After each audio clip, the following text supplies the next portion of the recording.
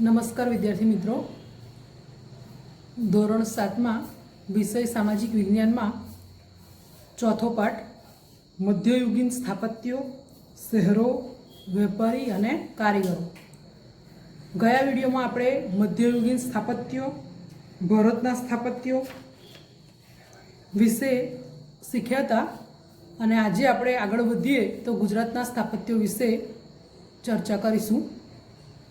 ગુજરાતમાં સલ્તનત કાળ દરમિયાન અમદાવાદમાં રાજધાનીનું સ્થળાંતરણ થતાં અમદાવાદમાં વિશિષ્ટ સ્થાપત્યોમાં અમદાવાદ શહેરની સ્થાપના અહમદ શાહ દ્વારા ઈસવીસન 1411માં કરવામાં આવી. અમદાવાદમાં રાજધાનીનું સ્થળાંતર થતાં એટલે પહેલાં રાજધાની પાટણ હતી, એનું સ્થળાંતર અમદાવાદમાં થયું અને અમદાવાદ શહેરની સ્થાપના અહમદ શાહ દ્વારા ઈસવીસન 1411માં કરવામાં આવી. આ સ્થાપત્યો જે બાંધવામાં આવ્યા એમાં અમદાવાદનો કોટ, ભદ્રકાળીનો કિલ્લો અને જામા મસ્જિદ મુખ્ય છે. કિલ્લો જે છે એ વૈશ્વિક વારસાના સ્થળોમાં સામેલ છે. ચાંપાનેરમાં જામા મસ્જિદ અને ચાંપાનેરનો કિલ્લો તથા અડાલજની રાણી રૂડાદેવીની વાવ પ્રસિદ્ધ સ્થાપત્ય છે. આ અડાલજની રાણી રૂડાદેવીની વાવ આ પ્રખ્યાત છે. આપણે આગળ પણ એક વાવ જોઈ હતી, રાણીની વાવ, અને અત્યારે આપણે જોઈએ છીએ અડાલજની રાણી રૂડાદેવીની વાવ. એ પ્રસિદ્ધ સ્થાપત્ય છે. સ્થાપત્યનો અર્થ પણ આપણે શીખી ગયેલા કે કોઈ વિશિષ્ટ બાંધકામ હોય એને સ્થાપત્ય કહેવાય. ગુજરાતના અન્ય સ્થાપત્યોમાં હોજે કુતુબ એટલે કે કાંકરિયા તળાવ અને નગીનાવાડી, ડભોઈનો કિલ્લો, ખંભાત અને ધોળકાની મસ્જિદો પ્રમુખ સ્થાપત્યો ગણાવી શકાય. આજે આપણે અમદાવાદનું નામ પડે એટલે કાંકરિયા તળાવ આપણને યાદ આવે જ. ફરવાલાયક સ્થળ છે, જોવાલાયક સ્થળ છે. તો પહેલાં એ હોજે કુતુબના નામે ઓળખાતું હતું. તો કાંકરિયા તળાવ અને નગીનાવાડી, ડભોઈનો કિલ્લો, ખંભાત અને ધોળકાની મસ્જિદો પ્રમુખ સ્થાપત્યો એટલે મુખ્ય સ્થાપત્યો ગણાવી શકાય. અમદાવાદના વિશિષ્ટ સ્થાપત્યોમાં સીદી સૈયદની જાળી વિશ્વવિખ્યાત છે. જો આ ચિત્રમાં બતાવ્યું છે એ સીદી સૈયદની જાળી છે. તો એની ઉપર ખાસ પ્રકારની કોતરણી કરવામાં આવેલું છે અને નકશીકામ કરેલું છે એટલે એ વિશ્વ પ્રસિદ્ધ છે, ખૂબ જ જાણીતી છે. તેની બારીઓમાં વિશિષ્ટ પ્રકારની જાળીઓની કોતરણી જોવા મળે છે. અત્યંત બારીક કોતરણી પથ્થરમાં નકશી કરીને તૈયાર કરવામાં આવી છે, જેને વિશ્વની ઉત્કૃષ્ટ સ્થાપત્ય કલાનો નમૂનો ગણવામાં આવે છે. સીદી સૈયદની જાળી જે છે એમની જે બારીઓ છે એમાં વિશિષ્ટ પ્રકારની એટલે કે ખાસ પ્રકારની કોતરણી કરેલી છે. ખૂબ જ બારીક કોતરણી કરેલી છે પથ્થર પર, એટલે એ વિશ્વની ઉત્કૃષ્ટ સ્થાપત્ય કલાનો નમૂનો ગણવામાં આવે છે. અમદાવાદના સુલતાન કુતુબ શાહે હોજે કુતુબ નામનું એક સરોવર નિર્મિત કરાવ્યું હતું. અમદાવાદના સુલતાન કુતુબ શાહે હોજે કુતુબ નામનું પહેલાં એક સરોવર નિર્મિત કરાવ્યું હતું. એ પછીથી કાંકરિયા તળાવ તરીકે જાણીતું બન્યું. અત્યારે આપણે કાંકરિયા તળાવ કહીએ છીએ, પણ પહેલાં એ હોજે કુતુબ નામનું સરોવર હતું. સરોવરના વચ્ચેના ભાગમાં એક એણે બગીચો તૈયાર કરાવ્યો હતો, જેને આપણે નગીનાવાડી તરીકે અત્યારે ઓળખીએ છીએ. પાદલિપ્ત સુરી નામના જૈન મુનિએ પાલિતાણાના શેત્રુંજય ડુંગર પર જૈન મંદિર નિર્મિત કરાવ્યા.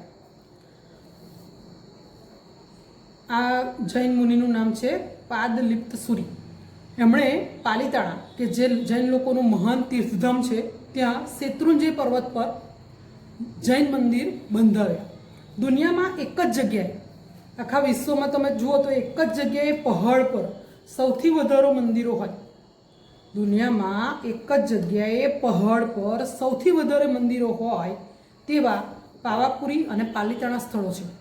પાવાપુરી અને પાલિતાણા એવા સ્થળો છે કે જેમાં એક જ જગ્યાએ પહાડ પર સૌથી વધારે મંદિરો છે અને 24 તીર્થંકર અહીં બિરાજમાન છે. જૈન ધર્મમાં 24 તીર્થંકર હોય, તો એ 24 તીર્થંકર આ જે પહાડ પર મંદિરો છે એમાં બિરાજમાન છે. પાવાપુરી અને સમેત શિખરની જેમ જ પાલિતાણા પણ જૈનોનું મહાન તીર્થધામ છે. જૈન લોકોનું મહાન તીર્થધામ કયું? તમને ઓબ્જેક્ટિવ પ્રશ્ન પૂછે એમાં આવે કે જૈન લોકોનું મહાન તીર્થધામ કયું છે? તો પાલિતાણા. અને દુનિયામાં એક જ જગ્યાએ પહાડ પર સૌથી વધારે મંદિરો હોય તેવા સ્થળો કયા છે? તો પાવાપુરી અને પાલિતાણા. ગુજરાતમાં એક વિશિષ્ટ સ્થાપત્ય તરીકે પાળિયાનો સમાવેશ થાય છે. હવે તમને પ્રશ્ન થાય કે પાળિયા એટલે શું? તો દુશ્મનો સામે પાળ થઈ ઊભા રહી યુદ્ધમાં શહીદ થનાર વીર પુરુષની યાદમાં જે સ્મારક કે ખંભી ઊભી કરવામાં આવે છે તેને પાળિયા કહેવામાં આવે છે. દુશ્મનો સામે પાળ થઈ ઊભા રહી યુદ્ધમાં શહીદ થનાર વીર પુરુષની યાદમાં જે સ્મારક બનાવવામાં આવે છે તેને પાળિયા કહેવામાં આવે છે. પાળિયા સાથે કોઈ વીરગાથાઓ જોડાયેલ હોય છે. મોટે ભાગે આવા યોદ્ધાઓના પાળિયા યુદ્ધ સ્થળ અથવા તેમના મૃત્યુના સ્થળે બાંધવામાં આવે છે. પાળિયા ક્યાં બાંધવામાં આવે છે? તો જે જગ્યાએ યુદ્ધ સ્થળ હોય અથવા જે જગ્યાએ એમનું મૃત્યુ થયું હોય તે જગ્યાએ આ પાળિયા બાંધવામાં આવે છે. આ પાળિયાની વર્ષમાં તેની તિથિ પ્રમાણે પૂજા અર્ચના કરવામાં આવતી હોય છે. ગુજરાતમાં પાળિયાના શ્રેષ્ઠતમ ઉદાહરણોમાં જામનગર પાસે ભૂચર મોરીનો સૂરજકુંવરબાનો પાળિયો અને સોમનાથના મંદિર પાસે હમીરજી ગોહિલ પાળિયાનો સમાવેશ થાય છે. આપણે જોઈએ તો ગુજરાતમાં પાળિયાના ઉદાહરણોમાં જોઈએ તો જામનગર પાસે ભૂચર મોરીનો સૂરજકુંવરબાનો પાળિયો અને સોમનાથના મંદિરની પાસે હમીરજી ગોહિલ પાળિયાનો સમાવેશ થાય છે.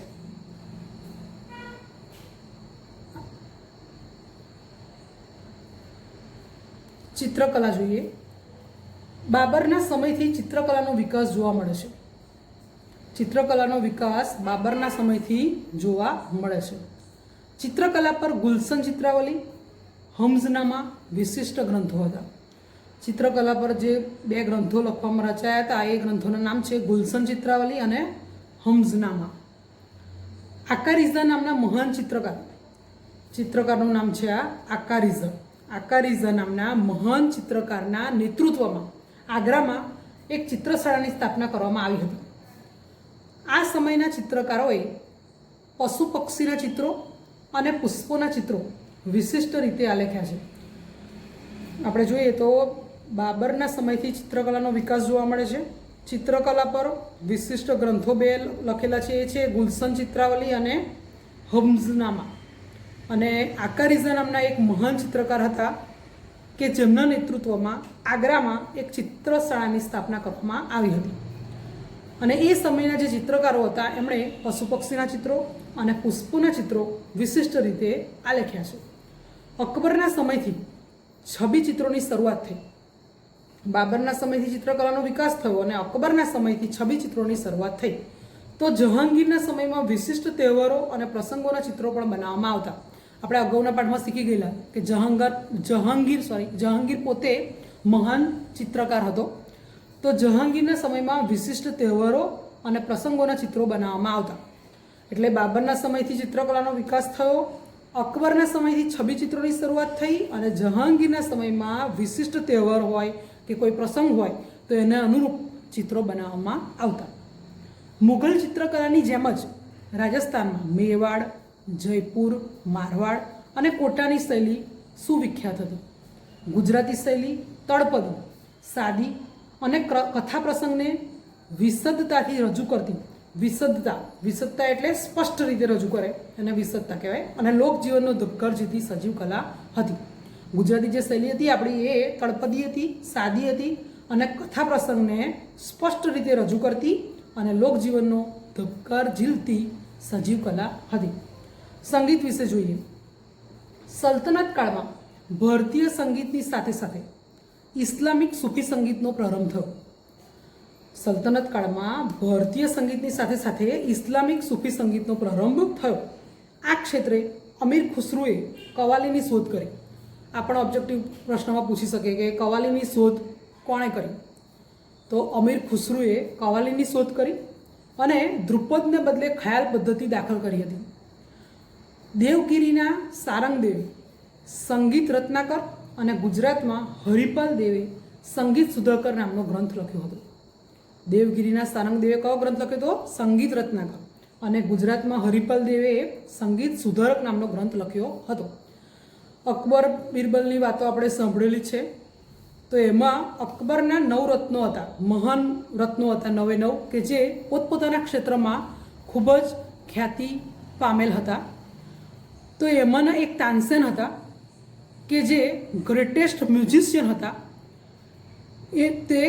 તે તાનસેન શાસ્ત્રીય ગાન સાથે સંકળાયેલ સૌથી મહાન કલાકાર હતા. અકબરના સમયના જે તાનસેન હતા એ શાસ્ત્રીય ગાન સાથે સંકળાયેલ સૌથી મહાન કલાકાર હતા. સાહિત્ય વિશે જો વાત કરીએ તો ઘણું બધું સાહિત્ય લખવામાં આવેલું આ સમય દરમિયાન. તો કોણે કયો ગ્રંથ રચ્યો હતો એ તો આપણે યાદ જ રાખવું પડે. મધ્યયુગમાં ઘણા બધા સાહિત્યકારોએ જુદા જુદા વિષયોમાં ખેડાણ કરીને નોંધપાત્ર ગ્રંથોનું સર્જન કર્યું છે. મધ્યયુગમાં ઘણા બધા સાહિત્યકારોએ અલગ અલગ વિષયોમાં કંઈક ને કંઈક લખ્યું છે. તો કોણે કયો ગ્રંથ રચ્યો છે એના વિશે આપણે જોઈએ. તો ગ્રંથ અને રચયિતા. સિદ્ધહેમ શબ્દાનુશાસન તો જો કે આપણે આગળ પણ જોઈ ગયા હતા કે જેમણે હેમચંદ્રાચાર્ય નામના જે મહાન હેમચંદ્રાચાર્ય મહાન જે થઈ ગયા એમણે સિદ્ધહેમ શબ્દાનુશાસન નામનો વ્યાકરણનો ગ્રંથ લખ્યો હતો. અને એ ગ્રંથની એક ખાસિયત પણ હતી કે એ ગ્રંથની શોભાયાત્રા હાથીની અંબાડી પર કાઢવામાં આવી હતી અને રાજા પોતે પગપાળા આખા નગરમાં ફર્યા હતા. તો સિદ્ધહેમ શબ્દાનુશાસન નામનો વ્યાકરણનો ગ્રંથ હેમચંદ્રાચાર્યએ રચ્યો હતો. ગીત ગોવિંદમ નામનો ગ્રંથ જયદેવે રચ્યો હતો. હિતોપદેશ નામનો ગ્રંથ નારાયણે રચ્યો હતો. સિદ્ધાંત શિરોમણી અને લીલાવતી નામનો ગ્રંથ ભાસ્કરાચાર્યએ લખ્યો હતો. પૃથ્વીરાજ રાસો ચંદબરદાઈએ રચેલો ગ્રંથ એટલે પૃથ્વીરાજ રાસો નામનો ગ્રંથ ચંદબરદાઈએ રચ્યો હતો.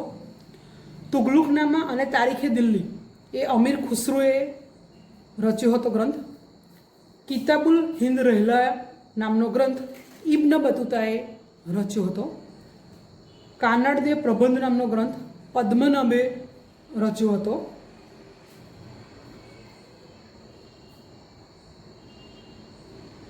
અને પદ્માવત નામનો ગ્રંથ મોહમ્મદ જાયસીએ રચ્યો હતો. આટલું જાણવામાં જોઈએ તો ભાષ્ય રામાનુજાચાર્ય, કાવ્ય પ્રકાશ તો મમ્મટ, મન સોલાસ તો સોમેશ્વર અને હિતબુલ હિન્દ તો અલબરુની. બધા નામ થોડા અઘરા શબ્દો છે પણ આપણે યાદ રાખવું જ પડે કે કોણે કયો ગ્રંથ રચ્યો હતો. લોકનૃત્યો અને હસ્તકલા વિશે ચર્ચા કરીએ. ગુજરાત તેની લોક સંસ્કૃતિ, લોકનૃત્યો તથા ભરત ગૂંથણ જેવી હસ્તકલા કારીગરી માટે સમગ્ર વિશ્વમાં વિખ્યાત થયું છે. ગુજરાતનું નામ આવે એટલે આપણા લોકનૃત્ય, રાસ ગરબા, ભરત ગૂંથણ જેવી હસ્તકલા માટે આખા વિશ્વમાં આપણું ગુજરાત રાજ્ય પ્રખ્યાત છે. જેમાં ભવાઈ, નાટક જેવા પ્રકારનો પણ સમાવેશ થાય છે. પહેલાં તો શેરીમાં ભવાઈ બહુ ભજવવામાં આવતી હતી. તો ભવાઈ લેખન અને ભજવવાનું શ્રેય અસાહિત ઠાકરને ફાળે જાય છે. ભવાઈ લેખન અને ભજવવાનું શ્રેય અસાહિત ઠાકરને ફાળે જાય છે. ઝાલાવાડ વિસ્તારમાં પશુપાલકો એક વિશિષ્ટ પ્રકારનો રાસ રમે છે જેને હુડો કહેવામાં આવે છે. ઝાલાવાડ વિસ્તાર છે એમાં જે પશુપાલકો છે એક ખાસ પ્રકારનો રાસ રમે છે કે જેને હુડો એવું નામ આપવામાં આવ્યું છે. તરણેતરના મેળામાં, તરણેતરનો મેળો બહુ પ્રખ્યાત છે, તો એ મેળામાં હુડો રસને જોવા માટે દેશ વિદેશના લોકો ગુજરાત આવે છે. ગુજરાત રાજ્યમાં દેશ વિદેશના લોકો આવે છે. કેમ? તો તરણેતરના મેળામાં હુડો રસને જોવા માટે. ગુજરાતમાં નવરાત્રિ ગરબા ઉત્સવ મહત્વના છે. ગરબી પરથી ઉતરી આવેલ ગરબો શક્તિની આરાધના અને સ્તુતિ સાથે સંકળાયેલો છે. ગુજરાત, આપણું ગુજરાતનું લોકનૃત્ય તો ગરબા રાસ. ગુજરાતનું નામ પડે એટલે ગરબા રાસ યાદ આવે જ. તો ગરબી પરથી ઉતરી આવેલ ગરબો શક્તિની આરાધના અને સ્તુતિ સાથે સંકળાયેલો છે. દયારામના સમયથી ગરબીનો ખૂબ વિકાસ થયો. આ ગરબીનો વિકાસ ક્યારથી થયો? તો દયારામના સમયથી ગરબીનો ખૂબ વિકાસ થયો. સ્ત્રીઓ અને પુરુષો બંને નવરાત્રિમાં ગરબા, ગરબી અને રાસ દ્વારા આ ઉત્સવ ઉજવે છે. ગુજરાતના પહેરવેશમાં પણ અનેકવિધ વિશેષતાઓ જોવા મળે છે, જેમાં કચ્છનું ભરતકામ, મોતીકામ, પાટણના પટોળા. પટોળા એટલે એક પ્રકારની સાડી જ. તો પાટણનું પટોળું, એની જે આ જે દેખાય તમને ડિઝાઇન, વણાટ કામ હાથેથી વણવામાં આવે એટલે મોંઘું પણ હોય. તો પાટણનું પટોળું વખણાય છે. પટોળું એટલે એક પ્રકારની સાડી. એ જ રીતે જામનગર અને જેતપુરની બાંધણી, તો બાંધણી પણ એક સાડીનો પ્રકાર જ છે. જામનગર અને જેતપુરની બાંધણી વિશ્વવિખ્યાત થયા છે. જેમ પાટણનું પટોળું પ્રખ્યાત છે, એ જ રીતે જામનગર અને જેતપુરની બાંધણી વિશ્વવિખ્યાત એટલે આખા વિશ્વમાં પ્રખ્યાત છે. કચ્છના બન્ની અને ખદીર વિસ્તારમાં કચ્છી સ્ત્રીઓ દ્વારા તૈયાર થયેલ ભરત ગૂંથણની વિશ્વભરમાં માંગ રહી છે. કચ્છના બન્ની અને ખદીર વિસ્તાર છે, એ વિસ્તારના નામ છે, તેમાં કચ્છી સ્ત્રીઓ જે છે એમના દ્વારા તૈયાર થયેલ ભરત ગૂંથણની વિશ્વભરમાં માંગ રહી છે. એ જ રીતે પાટણમાં છેક 11મી-12મી સદીથી વિશિષ્ટ વણાટકામ સાથે સંકળાયેલ પટોળા પણ વિશ્વવિખ્યાત થયા છે. આ પટોળા બનાવવામાં ખૂબ મહેનતનું કામ હોય છે અને એટલા માટે જ ખૂબ જ આકર્ષક દેખાતા હોય છે અને ખૂબ જ મોંઘું પણ હોય છે. તો પટોળું પાટણનું પ્રખ્યાત હોય છે, બાંધણી જે છે જામનગર અને જેતપુરની પ્રખ્યાત છે, અને કચ્છના બન્ની અને ખદીર વિસ્તારમાં જે કચ્છી સ્ત્રીઓ દ્વારા તૈયાર થયેલ ભરત ગૂંથણ છે એની આખા વિશ્વમાં માંગ રહી છે. શહેરીકરણ વિશે જોઈએ. આ સમય શહેરોના પુનઃ ઉત્થાન અને વિકાસનો હતો. ગુપ્તકાળના શહેરોની જગ્યાએ નવીન શહેરોનો ઉદય થયો. ગુપ્તકાળના જે શહેરો હતા એની જગ્યાએ નવા શહેરોનો પ્રારંભ થયો. રાજપૂત યુગની રાજધાનીઓ મોટે ભાગે શહેરોમાં પલટાતી ગઈ. ગુજરાતમાં અણહિલવાડ પાટણ, ચાંપાનેર, અમદાવાદ, સુરત, ખંભાતનો સવિશેષ વિકાસ થયો. આપણે ગુજરાતની વાત કરીએ તો ગુજરાતમાં આ જે બધા શહેરોના નામ લખ્યા છે એ બધા શહેરોનો સવિશેષ એટલે વધારે વિકાસ થયો. અણહિલવાડ પાટણ છે, ચાંપાનેર છે, અમદાવાદ છે, સુરત છે, ખંભાત છે. શહેરીકરણનું ચરમબિંદુ આપણને દિલ્હીમાં જોવા મળે છે. શહેરીકરણનું ચરમબિંદુ આપણને દિલ્હીમાં જોવા મળે છે. રાજપૂત કાળથી મુઘલ કાળ સુધી તે વિકસતું ગયું. જહાંગીર અને શાહજહાંના સમય દરમિયાન દિલ્હી રાજધાની અને વેપાર વાણિજ્યનું મોટું મથક હતું. જહાંગીર અને શાહજહાંના સમય દરમિયાન દિલ્હી જે છે એ રાજધાની અને વેપાર વાણિજ્યનું ખૂબ મોટું મથક હતું. શાહજહાંએ લાલ કિલ્લાની રચના કરી તેને વિશાળ બનાવ્યું હતું. આપણે આગળ પણ જોયું હતું કે શાહજહાંને બાંધકામનો ખૂબ શોખ હતો. તેણે તાજમહેલ તો બંધાવ્યો જ છે, બધાને જ ખબર છે કે જે વિશ્વની 7 અજાયબીઓમાં સ્થાન પામ્યો છે, અને લાલ કિલ્લો પણ એણે બંધાવ્યો હતો, એને મહેલોનો બંધાર કહેવાય છે. તો એણે શાહજહાંએ લાલ કિલ્લાની રચના કરી અને એને વિશાળ બનાવ્યું હતું. આ સમયના લાહોર, જોનપુર અને ઢાકા વેપારી માર્ગ પર આવતા હોવાથી તેનો શહેરો તરીકે વિકાસ થયો હતો. આ સમયના લાહોર, જોનપુર અને ઢાકા વેપારી માર્ગ પર આવતા હોવાથી તેનો શહેરો તરીકે વિકાસ થયો હતો. શીખ ધર્મને કારણે અમૃતસર પણ અગત્યનું શહેરી કેન્દ્ર હતું. અમૃતસરનું નામ પડે એટલે આપણને ખ્યાલ આવે કે સુવર્ણ મંદિર ખૂબ જ જાણીતું છે. તો શીખ ધર્મને કારણે અમૃતસર પણ અગત્યનું શહેરી કેન્દ્ર હતું. દક્ષિણ ભારતમાં દેવગિરી, કે જેને દૌલતાબાદ તરીકે પણ ઓળખવામાં આવે છે, ઉત્તર અને દક્ષિણને જોડતું સમૃદ્ધ શહેરી કેન્દ્ર હતું. દક્ષિણ ભારતમાં ઉત્તર અને દક્ષિણને જોડતું સમૃદ્ધ શહેરી કેન્દ્ર કયું હતું? તો દેવગિરી અથવા તો દૌલતાબાદ. મરાઠા સામ્રાજ્યમાં પુણે, સતારા, ગ્વાલિયર અને વડોદરા જેવા શહેરોનો વિકાસ થયો હતો. મરાઠા સામ્રાજ્યમાં કયા કયા શહેરોનો વિકાસ થયો હતો? પુણે, સતારા, ગ્વાલિયર અને વડોદરા. તો યુરોપિયન કંપનીઓના આગમનને કારણે દીવ, દમણ, ગોવા, મુંબઈ, મદ્રાસ, પુડુચેરી, કોચી, ચંદ્રનગર અને સુરતનો શહેરી કેન્દ્રો તરીકે વિશિષ્ટ વિકાસ થયો હતો. વિજયનગરની રાજધાની હમ્પી હતું. આપણે આગળ જોયું હતું વિજયનગર હિન્દુ રાજ્ય આપણે આગળ શીખી ગયેલા. તો વિજયનગરની રાજધાની હમ્પી હતું. હમ્પીમાં આવેલા વિદેશી મુસાફરોએ હમ્પીના વિશિષ્ટ હુન્નર ઉદ્યોગોની માહિતી આપી છે. વિજયનગરથી સુતરાઉ કાપડ, રેશમી કાપડ અને મસાલા સહિતની ચીજવસ્તુઓ યુરોપ સુધી જતી હતી. વિજયનગરથી સુતરાઉ કાપડ, રેશમી કાપડ અને મસાલા સહિતની ચીજવસ્તુઓ યુરોપ સુધી જતી હતી. હમ્પીમાંથી 3 પ્રકારના સુવર્ણ સિક્કાઓ મળી આવ્યા છે. વિજયનગરની રાજધાની હમ્પી હતું. હમ્પીમાં જે વિદેશી મુસાફરો આવ્યા હતા એને લીધે આપણને વિશિષ્ટ હુનર ઉદ્યોગોની માહિતી મળી છે. વિજયનગરથી સુતરાઉ કાપડ, રેશમી કાપડ અને મસાલા સહિતની વસ્તુઓ છે યુરોપ સુધી જતી હતી. તો હમ્પીમાંથી 3 પ્રકારના સુવર્ણ સિક્કાઓ મળી આવ્યા છે, જે દર્શાવે છે કે હમ્પી હુન્નર કલાનું અને વેપાર વાણિજ્યનું મોટું કેન્દ્ર હતું. આ તમને ઐતિહાસિક કારણમાં પૂછી શકે એવું છે કે હમ્પી હુન્નર કલાનું અને વેપાર વાણિજ્યનું મોટું કેન્દ્ર હતું. તો આપણે કારણ લખવાનું છે. કેમ હતું? તો વિજયનગરથી સુતરાઉ કાપડ, રેશમી કાપડ, મસાલા સહિતની ચીજવસ્તુઓ યુરોપમાં જતી હતી અને હમ્પીમાંથી 3 પ્રકારના સુવર્ણ સિક્કાઓ મળી આવ્યા છે, જેના પરથી આપણને ખબર પડે છે કે હમ્પી હુન્નર કલાનું અને વેપાર વાણિજ્યનું મોટું કેન્દ્ર હતું. ગુજરાતના ભરૂચ અને ખંભાત બંદર પછી ખાસ કરીને 16મી સદીમાં સુરત ભારતનું મહત્વનું વ્યાપારિક કેન્દ્ર હતું. વીરજી વોરા અને ગોપી મલિક જેવા વિશ્વવિખ્યાત સોદાગરો સુરતમાં રહેતા.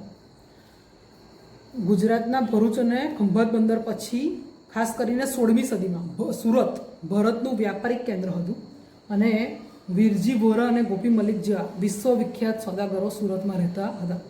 સુરતમાં 17મી સદીમાં મસલિન, સુતરાઉ કાપડ અને જહાજ બનાવવાના ઉદ્યોગો વિકસ્યા હતા.